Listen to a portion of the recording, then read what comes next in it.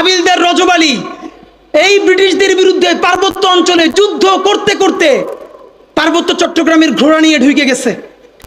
একটা সময় সঙ্গীহারা হয়ে গেছে, ব্রিটিশদের কাছে জীবন দিবে না, এই জন্য তিনি চিরতরে পার্বত্য চট্টগ্রামের ভিতরে ঢুকে গেছে, আর ব্যাক করেন নাই। তিনি মনে করেছেন যুদ্ধ করতে করতে প্রয়োজনে হারিয়ে যাব, তবু আমার স্বাধীন জীবন ব্রিটিশ বেনিয়াদের কাছে হত্যা হইতে দিব না। সেই হাবিলদার রজব আলীর সন্তান এই বীর চট্টলা।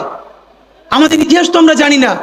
দেখেন, সেই বিপ্লব যখন হারিয়ে গেল, আপনারা জানেন কিনা, ইতিহাস বলে বাংলাদেশের বড় বড় গাছে এমন কোনো ডাল ছিল না গ্র্যান্ড ট্রাঙ্ক রোডে, যেই গাছের ডালে ডালে সিপাহী বিপ্লবের যেই সব সৈনিক এই বিদ্রোহে অংশ নিয়েছিল তাদেরকে ঝুলিয়ে ফাঁসি দেওয়া হয়েছে।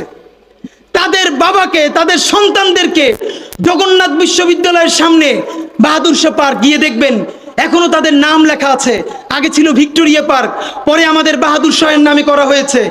গিয়ে দেখবেন প্রকাশ্য দিবালোকে গাছের সাথে ঝুলিয়ে আমাদের বিপ্লবীদেরকে ফাঁসি দেওয়া হয়েছে। শুধু তাই না, 5 দিন 7 দিন ধরে সেই লাশ ঝুলিয়ে রাখা হয়েছে, যাতে মানুষ দেখে শিক্ষা পায় আর কেউ কোনোদিন ব্রিটিশদের বিরুদ্ধে বিপ্লব বা বিদ্রোহ করতে না পারে। দেখেন, বিপ্লব জিতে যাওয়ার আগে আমরা যখন সামান্য ভুলে পরাজয় হয়েছে, আমাদের লাশ গাছে গাছে ঝুলেছে। এরপর মুক্তি আসতে আরো 100 বছর লেগেছে। 1857 সালে মুক্তি আসতে পারত।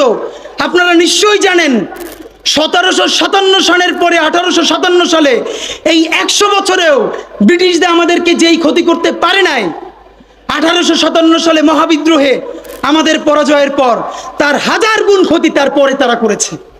আমাদের সমস্ত সম্পদ ধ্বংস করে দিয়েছে। যারা জমিদার ছিল সেই মুসলমানরা তাদেরকে কৃষক বানিয়ে দিয়েছে। শুধু কৃষক না, ভূমিহীন কৃষক বানিয়ে দিয়েছে। ভাইয়েরা আমার, এই জুলাই যদি এটাকে বিপ্লবে পরিণত করতে না পারি, চূড়ান্ত যোগ্যতা অর্জন করে যদি এটাকে চূড়ান্ত পিকে যেতে না পারি, সামনে বাংলাদেশে আমাদের জন্য ভয়াবহ সে আর একটা সিপাহী বিপ্লবের করুণ প্রতি অপেক্ষা করছে। আপনারা অনেকে ভাবতেছেন এইটাও কি সম্ভব? জামাতের ভাইয়েরা অনেকে বুঝে না, বলে কি করে সম্ভব। মনে করাই দেই, শহীদ নিজামী মুজাহিদ সাহেবেরা মন্ত্রী হিসাবে সর্বশেষ যখন সম্ভবত 2006 বা 2007 মন্ত্রী ছিলেন, বলেন তো তার কয় বছর পর তাদেরকে ফাঁসি দেওয়া হইল? 10 বছরও লাগে নাই। রানিং ফুল মন্ত্রী ছিল, লক্ষ লক্ষ মানুষ তাদের সাথে ছিল, তাদের মন্ত্রণালয়ে একটা পয়সার দুর্নীতি বের করতে পারে নাই।